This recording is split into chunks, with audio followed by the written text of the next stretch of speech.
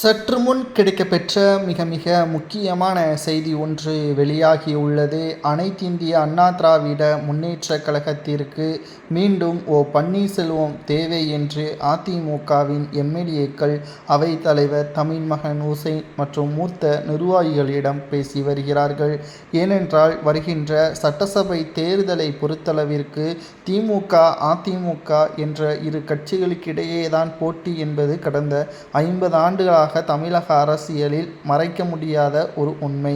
ஆனால் இப்பொழுது இருக்கக்கூடிய கள நிலவரப்படி அது மாறக்கூடிய வகையிலும் மக்கள் அதிமுகவின் மீது நம்பிக்கை இல்லாமல் போகிவிடுமோ என்ற ஒரு அச்சமும் திமுகவின் நிர்வாகிகளுக்கும் எம்எல்ஏக்களுக்கும், குறிப்பாக களத்தில் இறங்கி வேலை செய்வதற்கு தொண்டர்கள் அச்சப்படுவதாக தகவல்கள் கிடைக்கப்பெற்றுள்ளது.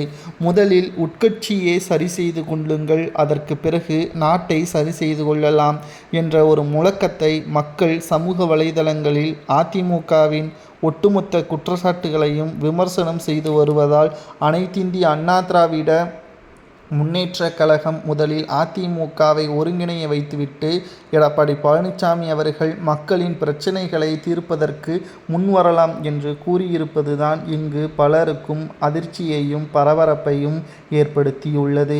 2026 சட்டசபை தேர்தல் என்பது தமிழக அரசியலில் மிக மிக முக்கியமான ஒரு தேர்தல்.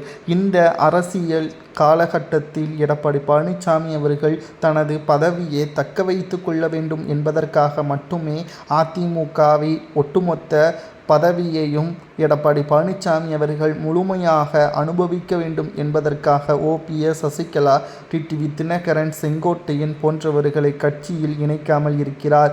இது அவரது பதவியை பாதுகாக்கும். ஆனால் அதிமுக தோல்வியே பெறும். அதை ஏற்றுக்கொள்ள முடியுமா எடப்பாடியால் என்ற ஒரு கேள்வியை தான் அதிமுகவின் எம்எல்ஏக்கள் பெரும்பாலானோர் தெரிவித்துள்ளது சமூக வலைதளங்களில் வைரலாக பரவி வருகிறது.